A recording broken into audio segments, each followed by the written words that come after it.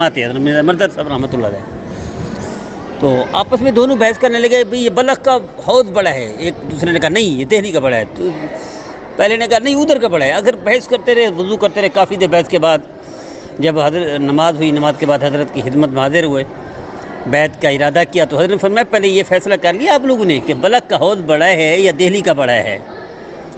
فرمایا پہلے بیعت سے پہلے جاؤ پہلے فیصلہ کر کے. انہوں نے حضرت فیصلہ تو نہیں ہو سکا لیکن ہماری بحث ہوئی. فرمایا اس کا مطلب ہے تم فضول کام میں پڑنے والے ہو، فضول ٹائم ضائع کرنے والے ہو، فضول الجھنوں میں پڑنے والے ہو، لہذا تمہیں بیعت نہیں کرتا، جاؤ تم پر اپنی اصلاح کر کے اس کے بعد یہاں کریں گے.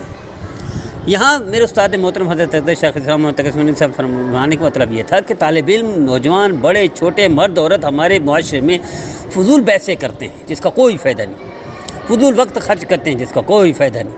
یعنی ایسے کام کرنے چاہیے جس کا فائدہ دنیا کا تو ہو کم از کم.